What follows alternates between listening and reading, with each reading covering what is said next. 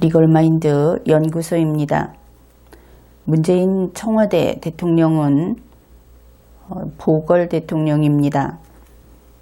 제19대 대통령 선거가 보궐선거로 치러졌고, 보궐선거의 경우에 그 선거의 당선인으로 결정이 되면 그는 바로 직전의 대통령의 자녀 임기 동안 대통령의 임무를 수행하도록 되어 있습니다. 이것은 현행 헌법에 그 규정이 없다든지 혹은 공선법에 없다든지 하는 이야기를 할 만한 그런 내용이 아닙니다. 이것은 그 자체로 명확하고, 여기에 대해서는 리걸마인드 연구소의 이전 강의에서 충분히 다룬 바 있습니다. 그래서 문재인 보궐 대통령은 2018년 2월 24일에 그 임기가 만료되었습니다. 그런데 임기 만료 후에 계속 재직하고 있는 아주 특이한 경우가 되겠습니다. 그러한 문재인 청와대 대통령은 한반도 분단이 냉전 때문이다, 그렇게 이야기를 했습니다. 냉전이라고 하는 것은 세계의 큰 두 세력이 이념적으로 충돌하고 대립했던 것을 가리키지요. 그러니까 그것은 소련을 중심으로 한, 그래서 그것을 공산주의라고 부르고, 미국을 중심으로 하는 그것을 자유민주주의라고 부르는 두 개의 큰 그 이념이 대립을 했던 그것을 냉전이라고 부릅니다. 그런데 이 냉전과 우리 한반도, 대한민국의 입장에서는 아주 대단한, 그리고 운명적인 그런 관련성이 있습니다. 우리 여자들은 이것을 잘 알고 있는데, 예를 들어서 작은 것으로 예를 들어 봅시다. 주머니 같은 것을, 사각형 주머니 같은 것을 헝겊으로 꿰매어서 한번 만들어 보자. 그것을 그대로 만들면 바깥쪽에 실과 그 실 흔적이 남아서 보기 싫겠지요. 그래서 보통 이런 것을 만들 때는 천 두 장을 뒤집어 놓고, 그러니까 안감이 겉으로 나오게 해놓고 쭉 박음질을 합니다. 그리고 마지막 그 끝부분에 한 3cm 정도 그렇게 여분을 남겨놓고 마감을 하는 것이죠. 그런 다음에 이제 그 부분은 열려 있을 거 아닙니까? 헝겊 두 장을 같이 꿰맸으니까.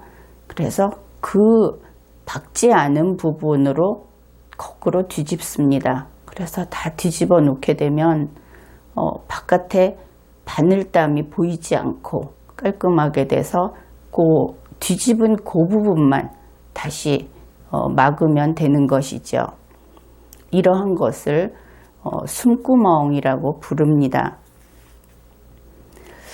이 숨구멍이라고 하는 것은 전체에서는 아주 작지만 그 부분을 통해서 바깥 세상과 안에 있는 세상이 왕래할 수 있는, 뒤집힐 수 있는 중요한 부분이죠. 이 이야기를 한 것은 바로 우리 대한민국, 우리 한반도, 이곳이 냉전의 숨구멍과 관계가 있기 때문입니다. 그 냉전의 숨구멍에 해당하는 것이 한반도의 38선입니다. 그래서 이 냉전이 끝날 때 바로 이 한반도 38선, 이 숨구멍을 박음질해서 냉전을 봉인했습니다. 그렇게 벌써 상당히 긴 세월이 지났죠. 그러나 오늘날에도 38선 북쪽에는 친소련 정권, 바로 북한 김정은 정권이 시퍼렇게 살아있고, 또 공산주의라고 하는 이념적 조상을 함께하는 중국, 소련의 후손인 러시아, 그들이 여전히 국경을 맞대고 뭉쳐 있습니다. 따지고 보면 그들은 뭉쳐 있는 것이지요. 그런데 우리 한국의 문재인 청와대 대통령, 그가 공산주의자인지는 알 수 없습니다. 그러나 그가 꼬뮤니스트, 집단주의자라는 것은 그의 매 주장, 그의 펼치는 정책, 이것으로 보아 분명하지요. 그래서 꼬뮤니즘인 이 인민민주주의, 그것을 지지하는 좌파의 일족이다, 이렇게 부르는 것까지는 아마 자타가 공인할 겁니다. 그러한 문재인 청와대 대통령이 이 냉전의 봉인을 풀려고 하고 있다. 이것이 우리가 마주하고 있는 엄중한 현실입니다. 냉전의 봉인을 푸는 그러한 행위는 엄청난 재앙을 불러올 것입니다.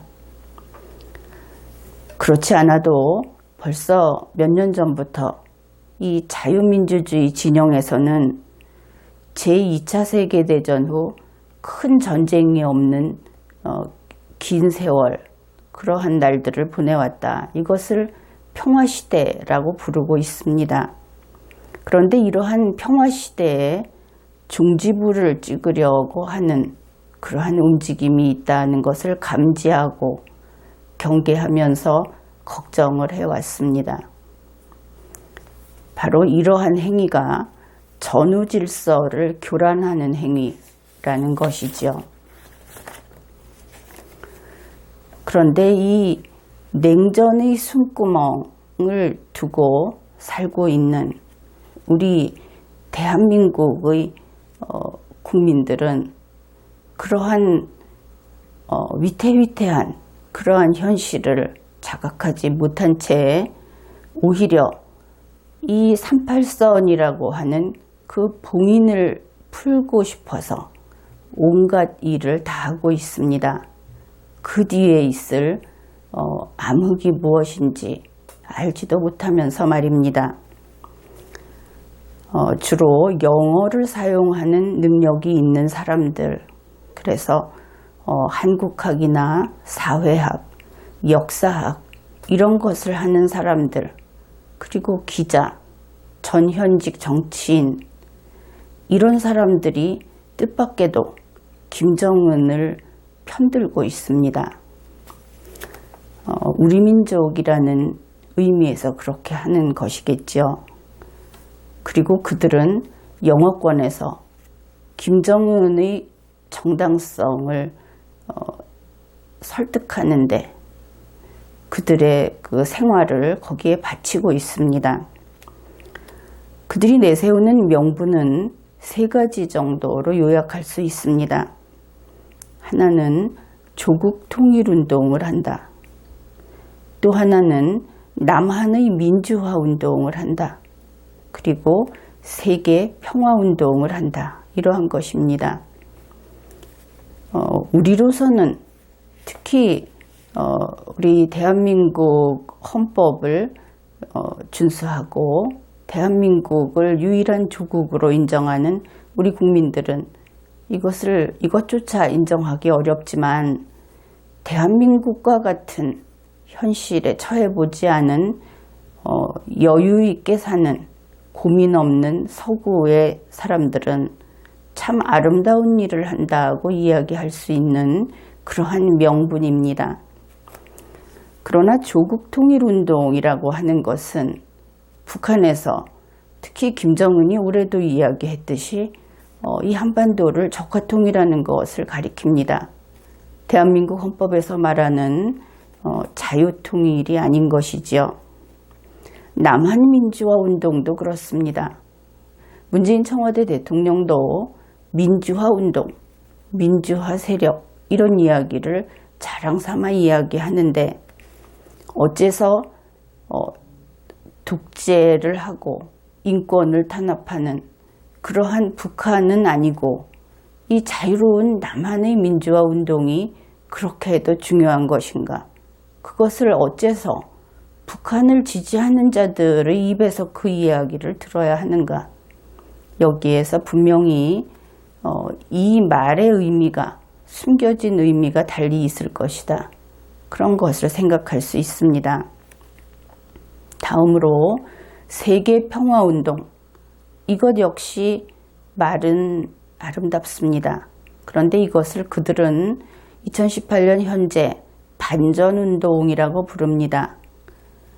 그리고 이 반전운동은 미국을 향하고 있는데 과거에는 그것을 반미운동으로 했습니다. 그러나 2018년에는 이것을 특화해서 반트럼프 운동으로 행하고 있습니다. 그래서 이들이 내세운 이런 명분들을 보면 그동안 문재인 청와대 대통령이 주장한 것들과 일맥상통하고 있고, 그래서 아마도 문재인 씨 그리고 그들의 정치적 동지들은 여기에 동조할 것이다. 이렇게 볼 수 있을 겁니다. 특히 이것을 내놓고 지지하는 사람들이 있습니다.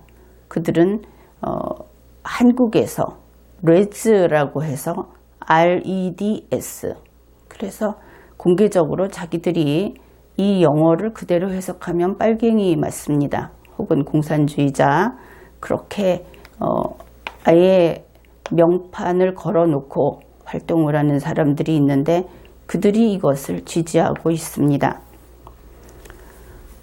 그러면은 이러한 다른 나라에서 지식인으로서 마치 한국에 대한 전문가인 것처럼 활동을 하면서 실제로는 김정은을 지지하고 있는 그러한 사람 가운데 한 사람의 예를 소개하겠습니다.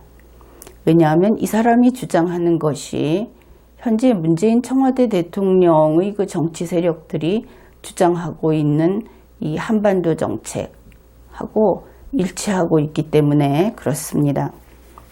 이 인물은 램지 림이라고 합니다. 보스턴 대학의 인권센터 명예교수입니다.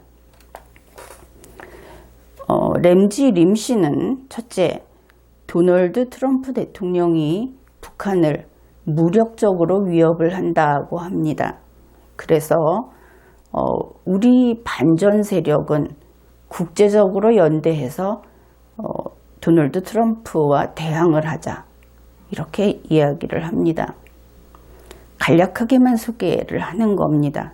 그러면 여기에서 누구를 위해서 누구와 싸우는가 하는 것을 생각해 봅시다. 이들 반전 세력, 전쟁에 반대하는 세력은 김정은을 위해서 트럼프와 싸우겠다는 것입니다. 그런데 이들은 김정은이 미국까지 공격할 수 있는 핵무력을 지니고 있다는 것도 똑같이 선전을 하고 있습니다. 그러니 이들이 말하는 반전 세력은 북한에 대한 공격을 반대하는 세력으로 바르게 해석을 해야 하겠죠. 이들이 말하는 것은 세계평화운동이 아닙니다. 그런 면에서 그 다음에 램지림 씨는 두 번째로 이 한미동맹을 이렇게 풀이합니다. 한미동맹이란 아시아에서 공산주의를 가로막는 장벽이다. 그러니까 이들은 기본적으로 공산주의를 방해하는 것은 나쁜 것이다 하는 인식을 하고 있다는 것을 우리가 알 수 있죠. 그러면서 공산주의를 막는다는 것을 또 풀이를 합니다. 그것은 냉전의 유물이다. 그러면 냉전이 무엇인가? 냉전은 한반도 분단의 원흉이다. 그렇게 이야기를 합니다. 한반도 분단의 원흉에는 소련은 들어있지 않습니다. 미국만 이야기합니다. 그러면서 분단된 한반도에서 남한은 무엇인가 하는 것도 이야기를 하는데 그들은 간단하게 남한의 주권은 주권이 아니다. 그렇게 이야기합니다. 왜냐하면 남한의 주권을 그들은 번번이 반쪽짜리 주권이라고 표현을 합니다. 주권은 반쪽이 있으면 주권이 없는 것입니다. 그런 의미에서 대한민국의 국가성을 부정하는 것이죠. 또 하나는 반쪽짜리 주권을 가진 남한이 국가라면 역시 나머지 반쪽을 가진 북한도 국가라는 것이 이 속에 또 들어있는 것입니다. 그래서 그는 이렇게 이야기를 합니다. 한미동맹을 깨뜨리자. 그러면은 어떻게 깨뜨릴 것인가? 일단은 남북한이 협력 활동을 많이 함으로써 할 때마다 한미동맹에는 금이 간다. 그러니 그렇게 금이 가게 하고 그렇게 금이 간 다음에는 쳐 부숴버리자. 그렇게 이야기를 합니다. 여기에서 말하는 남북한의 협력 활동, 그것이 구체적으로 이렇게 이야기를 하고 있습니다. 남북회담, 스포츠 교류 혹은 문화 교류 이런 것을 하면서 남북이 교류하고 있으니까 제3자는 빠져라. 그래서 한미 군사훈련을 중지하고 그 다음에는 한미 군사훈련을 폐지하고 또 남한에 있는 군비를 축소하고 그러면 남한 자체의 것은 물론이고 미군 군비를 축소하고 나중에는 다 없애고 전자권을 환수하고 미군을 철수하고 이 한반도 내에 미군이라고 하는 것이 일체 그리고 미국이라고 하는 것이 접근하지 못하게 한 다음에 한반도의 근처에 접근하는 그러한 전략자산 전개도 금지하자. 이러한 것입니다. 그러면서 한미동맹의 파기를 위해서 국제적으로 연대하자. 이 국제적 연대는 전 세계 공산주의자여 연대하라. 익히 듣던 그러한 구호입니다. 그래서 이들은 무엇을 위해서 싸우느냐? 북한을 위해서 싸우는 것입니다. 이 남한이라고 하는 우리 대한민국에 있는 빨갱이들 그리고 그들 스스로 빨갱이라고 했으니까 그렇게 부릅니다. 그리고 거기에 더해서 좌파들 현재는 이 좌파에는 강남 좌파도 있어서 부유층 고학력자들도 다수 포함이 되어 있습니다. 그래서 그들이 램지림 씨와 같은 학자들 그런 부류의 아주 수많은 외국의 이름을 하나씩 달고 있는 그런 자들의 흐름에 합류하고 있습니다. 이렇게 해외에서 어느 정도 이름이 알려진 대학에 적을 두고 있든지 연구활동을 하고 있든지 이런 유명학자들이 선두에 있는 것이 한국의 지식인들을 끌어들이는 한 요인일지는 모르겠습니다. 어떻든 자기 운명은 자기가 책임을 져야 하겠죠. 그런데 여기에서 한 가지 유의할 것은 앞에서 소개한 램지 림 씨, 이 림이라는 글자를 LIEM을 써서 외국인 이름처럼 보입니다. 그런데 그는 한국인의 결국은 한국인의 자식입니다. 그는 범민련 해외지역 의장을 했다는 임창영 씨, 그들식으로는 림창영이라고 하더군요. 그의 맏아들입니다. 이 림창영이라는 자의 아들들, 손녀들, 그들까지 모두 우리가 보기에는 반헌법 세력, 반대한민국 세력, 그리고 김정은의 투사, 이렇게 볼 수 있겠습니다. 이 내용은 노길남의 민족통신에서 소개한 그 내용을 참조했습니다. 그러면은 이 한국인들이 오히려 이렇게 김정은을 지지하고 그의 사상과 그의 정책을 전파하는 데 앞장서고 있고, 해외에서 지식인이라고 하는 사람들, 우리나라 대학에서도 별 차이가 없죠. 그들이 이야기하는 이 한미동맹을 깨뜨리는 구체적인 행동, 그것을 지금부터 여러분이 확인해 보십시오. 한미 군사훈련 중지는 이미 들어서 알고 있고, 남한의 군비 축소, 전자권 환수, 미군 철수, 전략자산 전개 금지, 이러한 것들을 한눈에 보여주는 뉴스가 최근 2, 3일 사이에 한꺼번에 쏟아졌습니다. 문재인 청와대 대통령의 특별보좌관인 문정인, 그가 이렇게 이야기를 했죠. 문재인이 나가라고 하면 주한미군은 나가야 한다. 주한미군 철수 이야기를 시작했습니다. 그리고 평화협정이 체결되면 주한미군은 철수해야 한다. 한미동맹은 해체해야 한다. 여기까지 나오고 말았습니다. 그 다음 2018년 5월 16일 문정인의 말에 의하면 송영무 국방장관이 맥스 썬더 훈련에 B-52 전략 폭격기가 전개 안 되게 했다. 그렇게 밝혔습니다. 전략자산 전개를 안 한다 하는 것을 몸소 보여준 것이죠. 그 다음에 전 통일부 장관이라고 하는데, 현재 남북정상회담 원로자문단에 있는 정세현이라는 사람이 같은 2018년 5월 18일에 이런 이야기를 했습니다. 한미 공군연합훈련 맥스 썬더를 미리 취소하지 않아서 북한의 반발을 불러왔다. 한미연합훈련을 하지 말아야 한다 하는 것이죠. 그 다음 김경협 민주당 의원, 역시 5월 18일에 국회에서 태영호 씨가 기자회견을 하면서 북한에 대해서 적대적 행위를 내질렀다.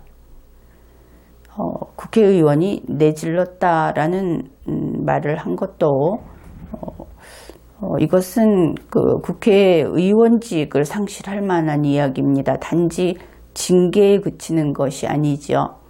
우리나라 국회는 국회의원의 명예를 스스로 아예 없다고 느끼는 것인지, 여기에서 우리 국민들은 의문을 품을 수밖에 없습니다.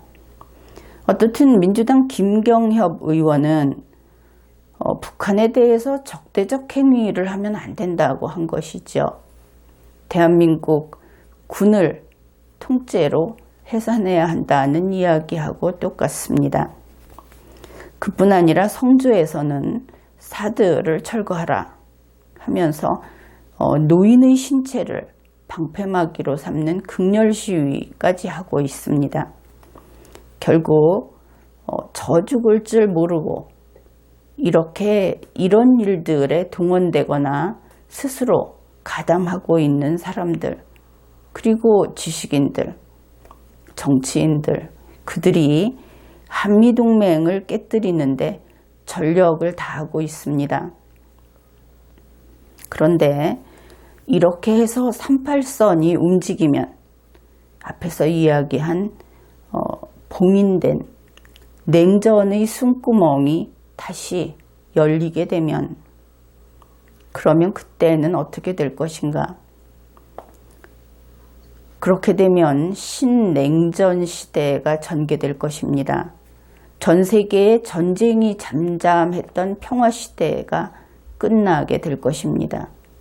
그리고 이 냉전의 숨구멍이 가장 격렬한 화약고가 되겠죠.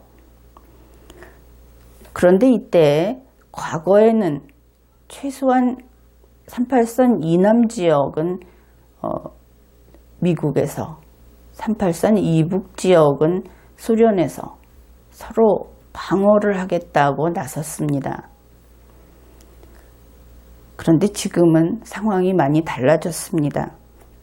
우리 대한민국은 이제 미국의 방어를 받을 수 없는, 왜냐하면 문재인 청와대 대통령 자신이 나가라고 했기 때문입니다. 우리는 미국의 해구산 밖에 있고, 그리고 북한의 김정은은 직접 핵무기를 가지고 있습니다.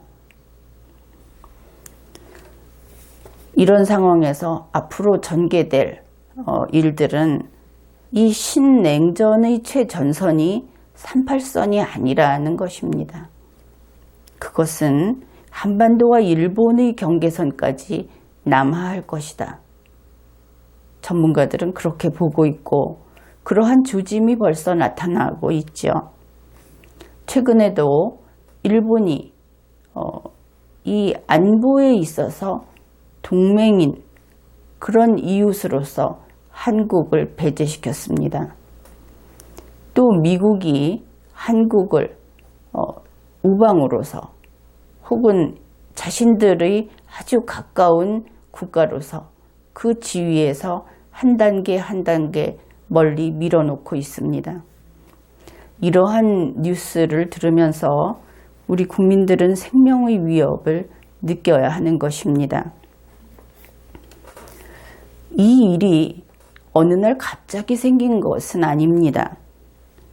알려진 바에 의하면 2013년 이래 그것이 보다 분명하게 되었는데, 대한민국이 자유민주주의의 진영 그 선을 넘나들고 있다 하는 인식이 퍼졌던 것입니다.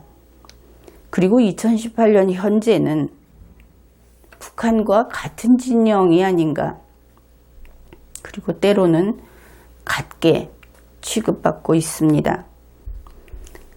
이제 우리 한국이 군사적으로, 경제적으로 어떤 대외관계 속에 놓이게 되는가.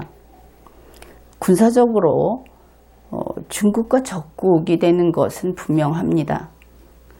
그리고 아무리 무엇이라고 해도 김정은의 북한 정권과 적대 상태인 것은 분명하죠.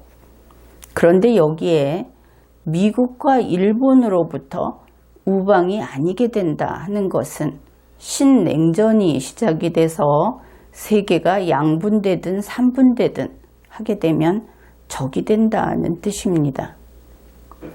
그 다음으로 경제적으로 대한민국이 돈이 많은 것을 시기하는 나라가 어디 있을까 한번 생각해 보십시오.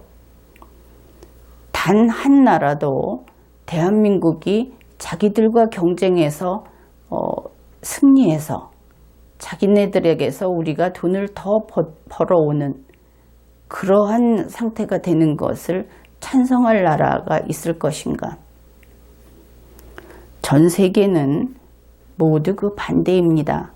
한국이 경제적으로 몰락을 하더라도 저절로 몰락하는 것이 아니고 한국의 돈이 다 조금씩 다른 나라로 흘러가게 됨으로써 몰락하게 된다면 그것을 다들 찬성할 것이다 하는 점입니다.